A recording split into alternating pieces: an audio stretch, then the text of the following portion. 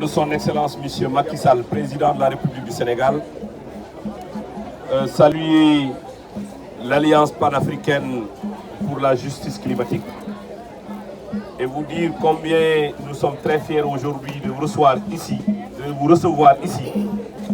au ministère de l'Environnement et du Développement durable. Je pense que nous sommes très rassurés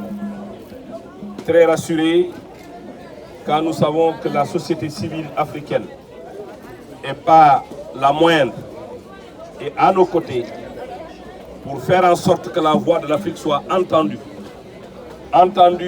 une bonne fois pour toutes, lors de la COP27 qui aura lieu, Inch'Allah, en terre africaine, en Égypte, à Sharm el-Sheikh.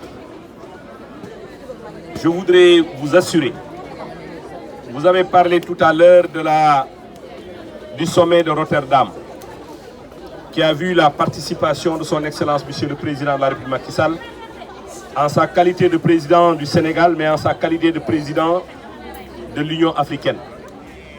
Le Président de la République a laissé 2 messages ou 3 messages extrêmement forts à Rotterdam.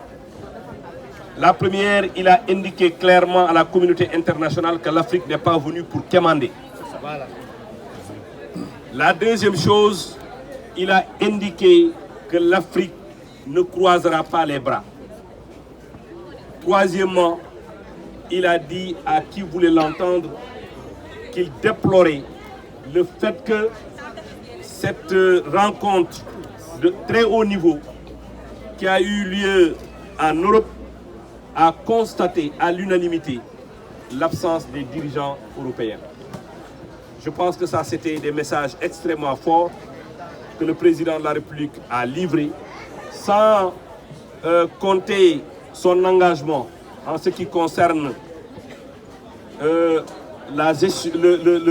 programme de l'accélération pour l'atténuation en Afrique.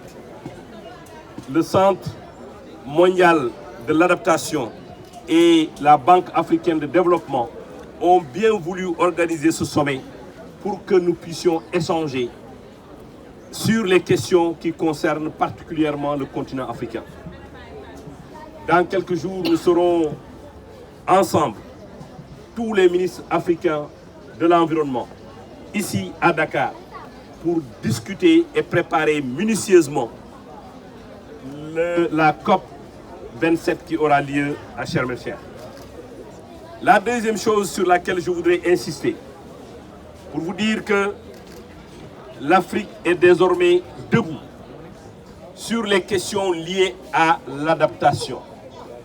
Vous savez, ce n'est plus un secret pour personne que l'Afrique pollue moins de 3%.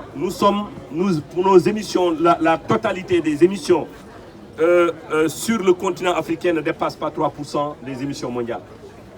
Donc, le président a insisté sur la responsabilité commune et différenciée.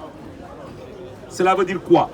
Cela veut dire que l'Afrique a bien contribué au réchauffement climatique, mais à une proportion extrêmement faible. C'est la raison pour laquelle le financement de l'adaptation doit être une réalité.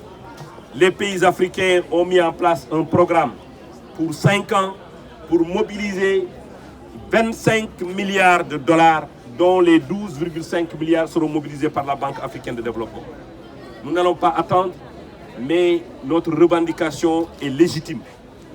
L'Afrique doit être soutenue dans ce qui se passe aujourd'hui. Vous savez très bien, les changements climatiques ont un impact certain sur les populations. Donc il faut que les pays pollueurs participent à la résilience des pays et des peuples africains.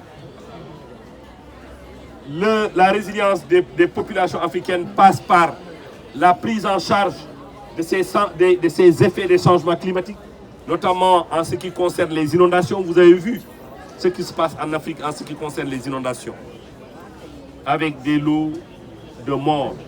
Vous avez vu les questions liées à l'érosion côtière.